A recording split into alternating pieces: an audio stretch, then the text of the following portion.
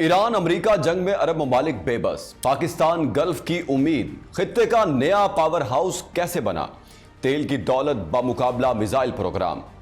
क्या दौलत से दिफा खरीदा जा सकता है? क्या शीशे की फलक बोस इमारतें किसी मुल्क को एटमी ताकत जैसा तहफ्फुज दे सकती हैं?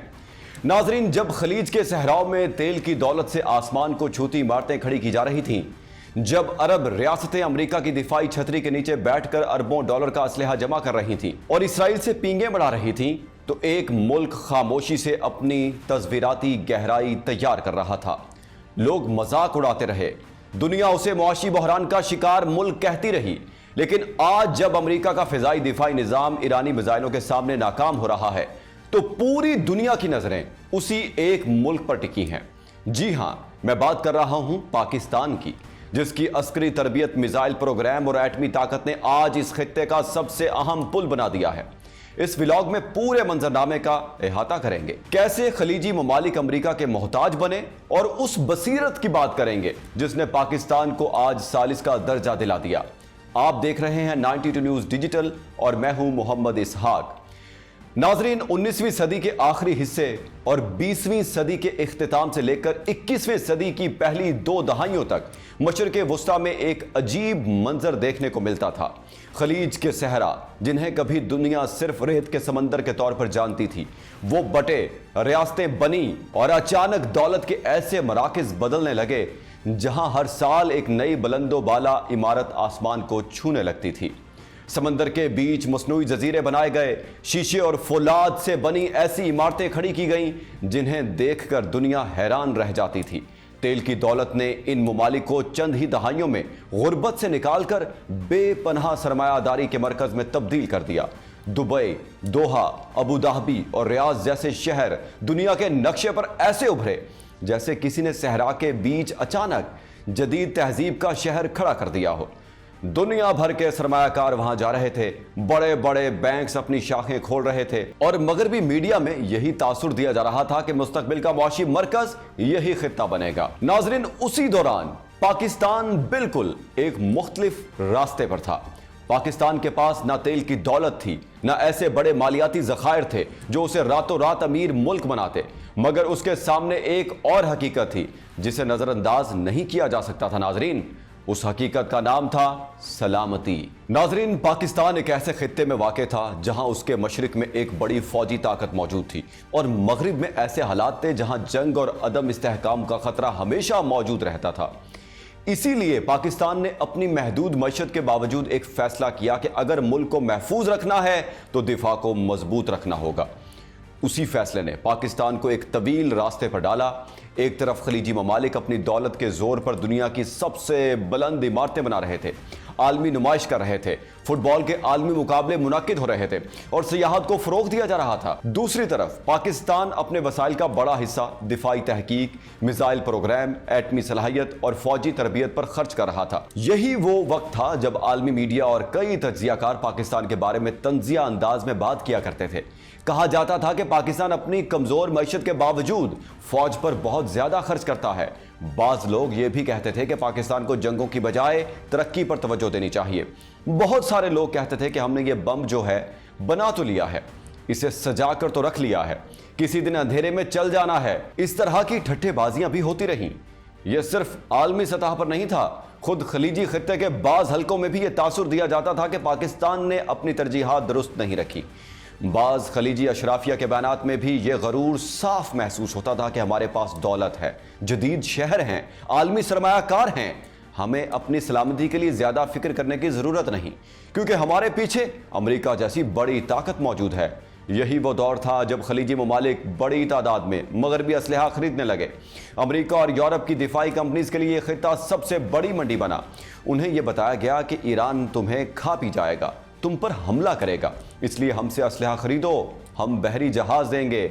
लेकिन उस खरीदारी के साथ एक और पहलू भी जुड़ा हुआ था। नाजरीन, खलीजी ममालिक ने अपनी सलामती के लिए बड़ी हद तक अमेरिका की दिफाई छतरी पर इन्हिसार करना शुरू किया और उनके फौजी अड्डों पर अमेरिकी फौजें मौजूद होने लगी। खित्ते में किसी भी बड़े खतरे की सूरत में यह यकीन दिलाया जाने लगा कि अमेरिका उनके साथ खड़ा होगा।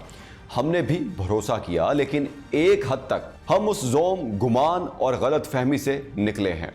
फिर यही एतमाद खलीजी रियासतों में आहिस्ता आहिस्ता एक ऐसी जहनियत बना जिसमें बाज़ हलकों को लगने लगा कि ताकत सिर्फ दौलत से खरीदी जा सकती है। अमेरिका अपने मकासद हासिल कर चुका कि इन ममालिक को दहाइयों से बताया जाता रहा कि ईरान तुम पर हमला करेगा, और फिर ईरान ने हमला कर दिया, लेकिन उसके पसे पर्दा कितना इश्तियाल दिलाने की कोशिश की गई और ईरान को किस स्टेज पर लाया गया कि वो हमले पर मजबूर हो गया। क्या इस पूरे मंजरनामे में अगर उनका दिफा पाकिस्तान जितना मजबूत होता तो अमेरिका की ज़रूरत पड़ती? इसी दौरान खलीजी रियासतों ने इसराइल के साथ ताल्लुकात का मामला भी बदला। कुछ ने पसे पर्दा रवाबित बढ़ाए और बाद में खुलेआम ताल्लुकात बने। उस वक्त ये कहा जाता था कि ये नए दौर की सियासत है, जहां दुश्मनियां खत्म करके मुआशी तरक्की पर तवज्जो दी जा रही है। पाकिस्तान इस दौरान अपने मौक़िफ़ पर बरकरार रहा कि खित्ते के मसाइल को इंसाफ, बैनुल अक़वामी असूलों के मुताबिक हल होना चाहिए। इस पर पाकिस्तान पर तनकीद भी हुई कि पाकिस्तान खुद को आलमी सियासत से अलग कर रहा है। फिर वक्त गुजरा, खलीजी ममालिक की मशक़तें बढ़ीं, मगर आलमी सियासत का एक असूल हमेशा कायम रहता है कि ताकत का तवाज़ुन सिर्फ दौलत से कायम नहीं रहता, उसके पीछे सियासी हिकमत अमली, अस्करी तैयारी और खुद इन्हिसारी ज़रूरी होती है। जब मशरक़ वस्ता में कशीदगी बढ़ी तो एक नई हकीकत सामने आई। ये सवाल उठने लगा कि अगर बड़ी ताकतें अपने मफादात के मुताबिक फ़ैसले करने लगीं तो छोटे या दरमियाने ममालिक क्या करेंगे? यही वो लम्हा था जब कुछ खलीजी ममालिक को एहसास हुआ कि सिर्फ बैरूनी दिफाई छतरी पर इन्हिसार करना हमेशा महफूज हिकमत अमली नहीं होती। अब पाकिस्तान की पॉलिसी पर नई नज़र से बात हो रही है। वही पाकिस्तान नाजरीन जिसके बारे में कहा जाता था कि वो दिफा पर बहुत ज़्यादा खर्च करता है, अब उसकी दिफाई सलाहियतों को एक मुख्तलिफ जाविये से देखा जाने लगा है। नाजरीन, अब तो मीम्स कुछ ऐसी चलती हैं कि मोदी और ट्रंप एक साथ हैं और मोदी ट्रंप की तरफ इशारा करके कह रहे हैं कि सियाने के भी तैयारे गिरे हैं, लेकिन ये बता नहीं रहा। पाकिस्तान ने अपनी दिफाई सलाहियत को सिर्फ हथियारों की तादाद तक महदूद नहीं रखा, बल्कि उसके साथ सिफारती तवाज़ुन भी रखा है। पाकिस्तान ने मुख्तलिफ आलमी ताकतों के साथ ताल्लुकात कायम रखे और इलाकाई मसाइल में सालसी की कोशिश की है। आज जब खित्ते में कशीदगी बढ़ती है तो यह बहस दोबारा शुरू हो जाती है कि कौन सा रास्ता ज़्यादा महफूज था, वो रास्ता जिसमें दौलत के जरिए सलामती खरीदने की कोशिश की गई, या वो रास्ता जिसमें महदूद वसाइल के बावजूद खुद को दिफाई तौर पर मजबूत बनाया गया। असल ताकत इस हिकमत अमली में होती है जो वक्त के साथ खुद को बदल सके और अपने मफादात का तहफ़्फ़ुज़ कर सके। पाकिस्तान ने गुज़श्ता चंद सालों में अपनी सिफारती और दिफाई पोजीशन को मुस्तहकम करने के लिए एक मरबूत हिकमत अमली अपनाई, जिसका मरकज़ इलाकाई तवाज़ुन और स्ट्रेटेजिक खुद इन्हिसारी रहा। पाकिस्तान ने अपनी फ़ज़ाई और बहरी सलाहियतों को बढ़ाया और फ़ौज को किसी भी हंगामी सूरत हाल में फ़ौरी जवाब देने के काबिल बनाया। खलीजी ममालिक अब पाकिस्तान को एक काबिल एतमाद पार्टनर के तौर पर देख रहे हैं जो खित्ते में पुल का किरदार अदा कर सकता है।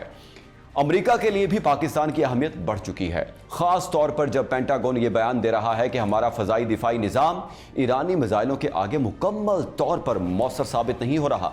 कोई एक मुल्क का नाम बताए जिसके साथ ताल्लुकात इस वक्त बेहतरीन हो सकते हैं सिवाय पाकिस्तान के। खलीजी ममालिक अब पाकिस्तान की तरफ देखते हैं और मुशावरत जारी है कि पाकिस्तान के ज़रिए अगर ये तनाज़ा कम हो सके तो हमारे ऊपर हमले कम हो सकेंगे। ईरान के नुक्ता नज़र से भी पाकिस्तान की पोजीशन काबिल एहतराम है। तेहरान जानता है नाजरीन कि पाकिस्तान अब स्ट्रेटेजिक तवाज़ुन के ज़रिए ईरान के साथ रवाबित कायम रख चुका है और वो पाकिस्तान को एक ऐसे पड़ोसी के तौर पर देख रहा है जो ज़रूरत पड़ने पर मुज़ाकराती और सिफारती सालिस का किरदार अदा कर सके। वो दबाव का नुक्ता इंतहा अब पहुँचने वाला है। आपकी इस बारे में क्या राय है? कमेंट सेक्शन में ज़रूर बताएं। मुझे दें इजाज़त। अल्लाह हाफिज़।